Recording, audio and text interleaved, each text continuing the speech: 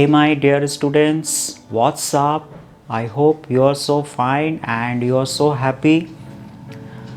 अक्सर आप देखना हम कई बार किसी को बोल देते हैं कि ये आप बहुत अच्छे हो, कई बार हम किसी को बोलते हैं आप बहुत ख़राब हो। कई बार हम 3 पर्सन्स के बीच में डिस्कशंस करते हैं कि उसका स्वभाव बहुत अच्छा है। मैनी टाइम्स हम डिस्कस करते हैं उसका स्वभाव अच्छा नहीं है। तो वो जो हम डिस्कस करते हैं, वो जो हम किसी के बारे में बताते हैं, वो बहुत सारी सिचुएशंस पर डिपेंड करता है। कई बार उनके वे ऑफ टॉकिंग के बेस पर हम बोलते हैं कि he is very good person, he is not very good person. कई बार उनके जो बिहेवियर होता है उसके बेस पर हम उनको बोलते हैं कि he is not good, he is not bad और he is very outstanding person. But कई बार हम किसी को जज करते हैं ड्रेस के बेस पर। वो जो ड्रेस पहनते हैं, उनका जो फैमिली बैकग्राउंड्स होता है, उसके आधार पे भी many times we go to जज दैट वी आर गुड और you are good and those people are good are not good. But यहाँ पर एक टॉपिक आज हम डिस्कस करने वाले हैं जहाँ पर किसी की ड्रेस, जो ड्रेस पहनते हैं हम, उसके आधार पर किसी को बताया गया है कि you are a very bad people and your behaviour is not good and dirty boy है, so we should be keep away from those people, right. But यहाँ पर हम लास्ट में ये देखेंगे कि क्या ऐसा वाकई में होता है। वो जो स्टार्टिंग में कहा जाता है कि वो बहुत बैड है, उनसे दूर रहा करो, उनसे हमको बच के रहना चाहिए, वो अच्छे स्वभाव के नहीं हैं, बट क्या वाकई में ऐसा है? सो today's story is very much interesting and you will get a lot of knowledge. आज आपको इसमें से काफ़ी नॉलेजेस मिलेंगे। एंड जैसे आपको पता है कि ये आपके सिलेबस में है, एमपी बोर्ड में जो इंग्लिश मीडियम जो सिलेबस है उसके अंदर ये चैप्टर है। And so this chapter is very much helpful to all of you. So start करते हैं। तो जर्नी स्टार्ट तब होता है, स्टोरी स्टार्ट तब होता है जब इस स्टोरी में जो राइटर है एजे क्रॉनिन, उन्होंने अपने लाइफ का एक एक्सपीरियंस शेयर किए। दरअसल he was going to Verona, वो वेरोना जा रहे थे। वेरोना एक प्लेस है जो फ्रांस में है। तो एजे क्रॉनिन जब वेरोना जा रहे थे तो हिल, मतलब उनका जो वेरोना का जर्नी जो था वो एक पर्वत के रास्ते होकर था, मतलब एक माउंटेन, एक हिल के रास्ते होकर वेरोना उनको जाना था। तो रास्ते पर ही उनको एक कुछ बॉयज़ मिले, 2 बॉय मिले जो स्ट्रॉबेरी सेलिंग कर रहे थे, वाइल्ड स्ट्रॉबेरीज़, ठीक है। तो एजे क्रॉनिन अपने ड्राइवर के साथ जब वेरोना जा रहे थे तो रास्ते पर ही उनको 2 बॉय मिले जो गाड़ी के सामने खड़े हो गए और ड्राइवर से कहा कि, ड्राइवर का नाम था लुइगी, राइट। तो लुइगी से कहा कि सर आप ये प्लीज़ ये स्ट्रॉबेरीज़ ले लो। तो लुइगी ने उनको बहुत डांटा। अब वो जो डांटा, उनके पीछे रीज़न ये था, पहला रीज़न था कि उनका ड्रेस बहुत फटे हुए था, उनके जो हाथ था, उनका जो फेस था, मतलब देखकर ऐसा लग रहा था कि दे वर वेरी मच पुअर। जो गरीब होते हैं ना, आप देखना गरीब का जो स्किन होते हैं वो डाउन हो जाता है, ब्राउन्स हो जाते हैं, स्किन जो पूरा फट जाता है काफ़ी तरीके से, ड्रेस फटा हुआ रहता है। जैसे जब आप नहीं खाओगे तो आपका जो बाल है, आपका जो बॉडी लैंग्वेज है वो काफ़ी डाउन हो जाता है। So they are looking like this. ये देखकर ड्राइवर को काफ़ी गुस्सा आया और उन्होंने उनको धिक्कार किए, उन्होंने उनको कहा कि दूर हो जा। और फिर जब जो पीछे बैठे थे उनका जो मालिक यानी एजे क्रॉनिन जो नैरेटर, उन्होंने स्ट्रॉबेरी जब ख़रीदने जा रहे थे तो ड्राइवर ने उनको सजेस्ट किया कि सर इनसे आप स्ट्रॉबेरीज़ मत लो, इनसे भी बहुत बेहतर हमको वेरोना मेन मार्केट में स्ट्रॉबेरीज़ मिल जाएंगे, और वैसे भी ये बहुत गंदगी है, इनके हाथों से मत लो। तो एजे क्रॉनिन ने कहा ठीक है कोई बात नहीं। जब गाड़ी जा रहे थे तो 2 बॉयज़ और नैरेटर का जो आइस था ना वो आइस टू आइस मिला। उनको देखकर नैरेटर को कुछ दिल में हुआ। He was feeling something different. उनके मन में अजीब सा एक इमोशन फीलिंग हुआ। उनको लगा कि मैंने कुछ गलत किया, मुझे उनसे स्ट्रॉबेरीज़ ख़रीदना चाहिए था। पर कहते ना वाइब्रेशन, कई बार हम किसी को उस थोड़ी समय के लिए बोल देते ना चाहते हुए कि ठीक है तुम जाओ, चले जाओ यहाँ से, बट मन में एक लगता है कि नहीं यार मैंने कुछ किया, गलत किया। आप देखना आप लोगों के साथ भी कई बार ऐसा होता होगा, चाहे स्टूडेंट टीचर के बीच में होता होगा। कभी जैसे टीचर स्टूडेंट्स को मारते हैं तो टीचर्स को बाद में एहसास होता है कि मैंने कुछ गलत किया। या कई बार मम्मी पापा भी अगर बच्चों को मारते हैं तो मम्मी पापा को भी महसूस होता है कि मैंने कुछ गलत किया। कई बार हमारे साथ ऐसा होता है, लेकिन उस सिचुएशन पे हमको अपने आप में कंट्रोल नहीं होता है, सो हम इमीडिएट एक्शन ले लेते। यहाँ पर भी ऐसे ही हुआ। इन्होंने ड्राइवर का बात मान लिया, वहाँ से चले गए, बट ही वॉज थिंकिंग कि somewhere else I did a wrong. Next दिन जब वो रास्ते से आ रहे थे तो उन्होंने सडनली देखा वो उन्हीं दो बच्चों को एक जो पानी के फुहारा होते हैं उसके नीचे बैठे हैं और वो शू पॉलिश कर रहे बैठे बैठे। ये देखकर नैरेटर को लगा कल तो मैंने इन दोनों को देखा था स्ट्रॉबेरी सेलिंग करते हुए, आज ये शू पॉलिश कर रहे, व्हाट हैपेंस। तो वो उनके पास गए और उनसे जाके पूछा, इन दोनों जो बॉय था, एक का नाम था निकोला और एक का नाम था जैकोपो, और ये दो बॉयज़ कोई और नहीं, ये दोनों एक ब्रदर थे, ये दोनों भाई थे, जैकोपो और निकोला। ठीक है, तो ये दोनों जब स्ट्रॉबेरी सेलिंग कर रहे तो उनसे जब पूछा तो उन्होंने कहा हम दोनों ब्रदर है, इनका नाम निकोला है, मेरा नाम जैकोपो है, और हम कोई भी काम कर सकते हैं क्योंकि हमको पैसों की ज़रूरत है। फिर नैरेटर ने उनसे पूछा कि आपको कोई भी काम करने के लिए तकलीफ़ नहीं होता है? बोले नहीं, हम कोई भी काम करने के लिए हमेशा रेडी रहते हैं। इवन हम कई बार पैसों के लिए वेरोना सिटी भी टूर गाइड भी करते हैं ताकि हमको और पैसा मिले। तो हम हमेशा रेडी रहते हैं चाहे काम कितना भी कठिन हो। उनसे उनके ये बात सुनकर नैरेटर को लगा कि चलो अब मेरा थोड़ा सा काम आ जाएंगे, ये मुझे भी थोड़ी बहुत वेरोना दिखा देंगे, है ना। क्योंकि उनको लगा कि अब वो धीरे धीरे दोनों बच्चों के साथ वो जो नैरेटर थे ना, वो जो आदमी था, वो उनसे क्लोज़ हो रहे थे। क्योंकि कहते हैं ना कि ड्रेस ये सब तो ठीक है, इट्स ओके, इनकी इम्पोर्टेंस है, लेकिन सबसे इम्पॉर्टेंट होता है हमारा वे ऑफ टॉकिंग।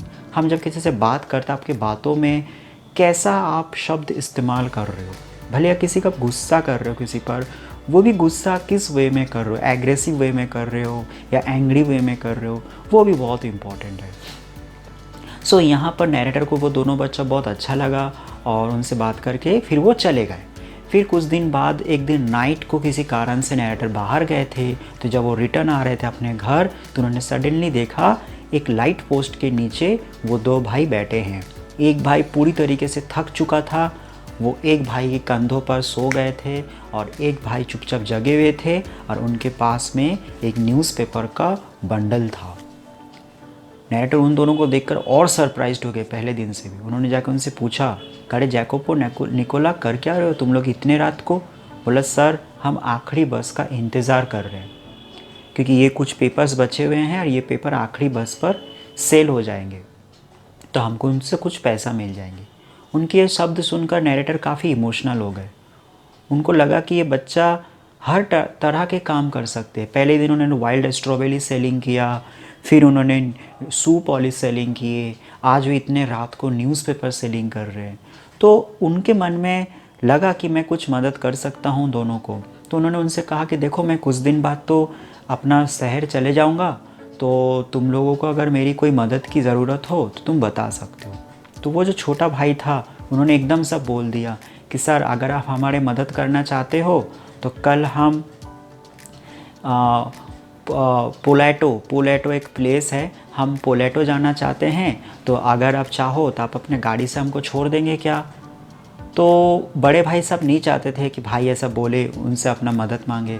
तो नैरेटर ने बोला बिल्कुल, इसमें कोई शक नहीं है, मैं बिल्कुल आप दोनों को संडे के दिन हम रोज़ संडे के दिन जाते हैं। दोनों भाइयों ने कहा कि हम रोज़ संडे पोलैटो जाते हैं, तो आप अगर कल छोड़ देंगे तो बहुत अच्छा लगेगा हमको। नैरेटर ने कहा बिल्कुल बेशक, कल हम सब मिलकर पोलैटो जाएंगे। तो नेक्स्ट दिन ड्राइवर मतलब वो नैरेटर आए अपने गाड़ी लेकर, कार लेकर, दोनों भाइयों को अपने कार में बैठाए और पोलैटो गए। तो जब पोलैटो जा रहे थे तो नैरेटर को लगा शायद वो कोई बहुत बड़ी बंगला होंगे जहाँ पर दोनों भाई जा रहे हैं, क्योंकि हर संडे जाते हैं, शायद वहाँ पे कुछ अच्छे खाना भी मिलेगा। तो नैरेटर ऐसे गाड़ी चला रहे and he was thinking about this. Suddenly एक बिल्डिंग के पास सामने ही आए, बट वो बिल्डिंग कोई घर नहीं था। उस बिल्डिंग के सामने बहुत बड़ा बाउंड्री बना हुआ था। फिर दोनों भाई वहाँ पर उतरे और नैरेटर से कहा कि सर आप यहीं पर 1 घंटे वेट करो, हम 1 घंटे में वापस आ जाएंगे, तब तक आप थोड़ी बहुत इधर उधर आसपास जाके चाय पी लो। चाय पानी पी लो, ठीक है। नरेटर ने कहा ऑल राइट। अब दोनों भाई उस गेट के अंदर चले पड़े और उस बिल्डिंग के अंदर घुस गए। नरेटर के मन में कुछ डाउट हुआ, उनको लगा कि इस बिल्डिंग के अंदर है क्या है, मतलब वो दोनों अंदर गए क्यों गए। तो नरेटर उन्होंने कुछ समय बाद उनको फॉलो करने लगे। जब वो एंट्री किए बिल्डिंग के अंदर तो उन्होंने देखा कि वो बिल्डिंग कुछ और नहीं, वो बिल्डिंग था एक हॉस्पिटल बहुत बड़ा। नरेटर जब एंट्री किए इस बिल्डिंग के अंदर तो उन्होंने नर्स देखा, नर्स रिसेप्शनिस्ट में बैठे थे। फिर वो नर्स के पास जाके मतलब चेयर में जाके चुपचाप बैठे और इधर उधर देखने लगे। सडनली उनको एक ग्लास दिखा और उस ग्लास के अंदर उन्होंने जो देखा ना, ही गॉट सरप्राइज्ड।